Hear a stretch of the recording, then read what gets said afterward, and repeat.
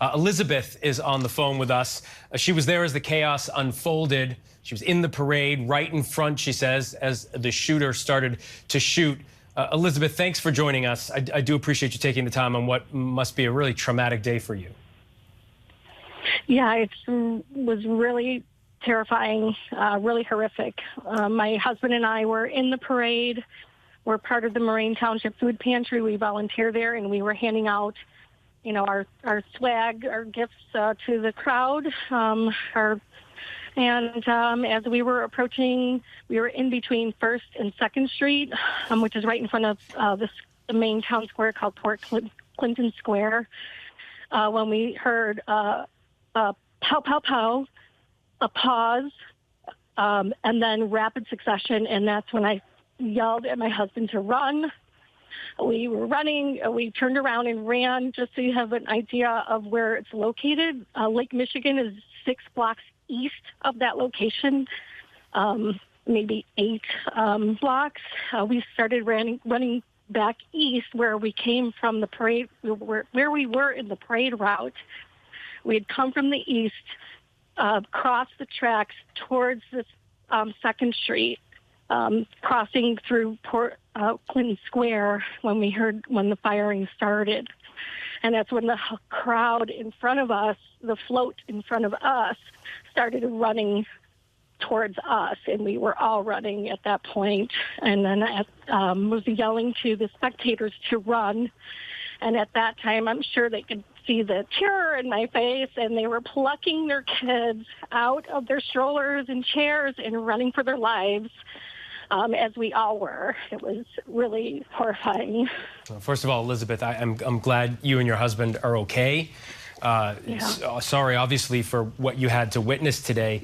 I'm wondering, you were so close to where that shooting began. I'm wondering, did you see people as you were running? And of course, you weren't focused on that. You were running to save your life. But did you see people injured? We did not see people injured. Thankfully, we did not have that visual. Unfortunately, people who succumbed to that gunfire, some of those folks, of course, even children. I know one of our local doctors here was giving CPR to a 9-year-old boy on the ground. He lives in our community, he's one of the doctors in our community, and he stayed. He stayed, and he was giving that boy as much support as possible until the paramedics arrived. And so many of those people are not going to be able to go home like I did, like me and my husband did, back to our families, to our kids. No, we understand 6 people were killed, 24 wounded, some in critical condition, sent to various hospitals. Where I don't need your actual location, but you're safe right now. You and your husband were able to make it to safety, and now you're just in Highland Park. You're just trying to process this now. Just blocks from the middle of town.